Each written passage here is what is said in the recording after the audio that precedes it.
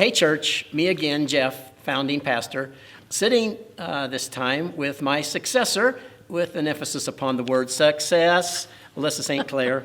We're pointing to another step along the way of our 30-year journey as a congregation, enjoying these times of kind of reflecting and looking back. In 2012, I let the congregation know that I was planning to retire in 3 years when I turned 65.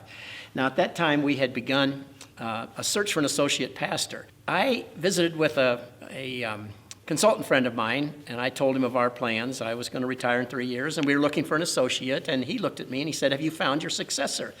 And I said, "No, we're looking for an associate." And he said, "Look, if you've been the founding pastor and you've served there for 20 years, and that church begins a 9-month search like most congregations do, you're going to hear a big sucking sound in that congregation. You should be looking for your successor at this point."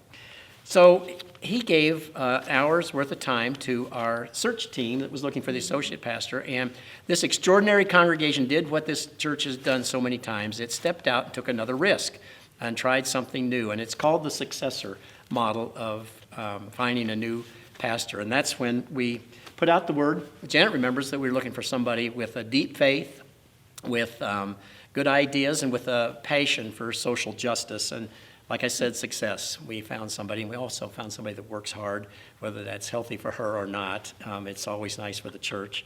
Anyway, we're thanking God that we found Melissa, and so she and I worked together for a little over 2 years as we worked through that transition. The congregation too, and one of the things we did was take a risk. I mean, Melissa had to take the risk that I really would step aside and retire. I ask a lot of questions. Yes, and the church took a risk on Melissa, hoping that she would stick it out through that time, and gosh, we never questioned that agreement that we had from the beginning. But how do you remember that time of that couple of years, the search process and the couple of years together?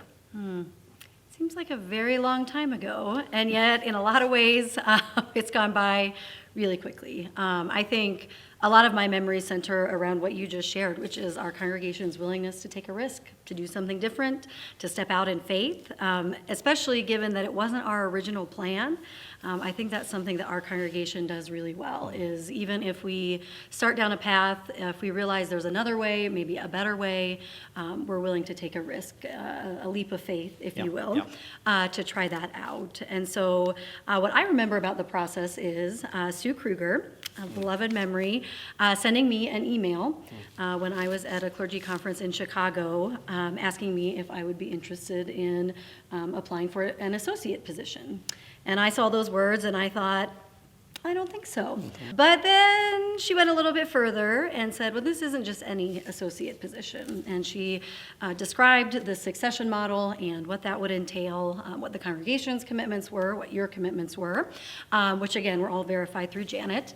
And we were able to start the conversation with the search team. And what I remember about the process was really how quickly it went. I think that says something else about our congregation, that once we get a vision, once we commit to a path, that we go all in. And the process, I think, was very thorough, but it also really exceeded my expectations. I know a lot of work is done before you even start talking to potential candidates, but from my perspective as a candidate, it was a process that conveyed to me confidence that the congregation was on board with this plan, even though it wasn't something conventional. So I'm really grateful that Heart of the Rockies took a chance on me. I think when you're imagining demographics of a pastor, that I am pretty much opposite of you in every way, just in the sense that you had been a very long tenured pastor. I had only served congregations for 2 years at a time at that point.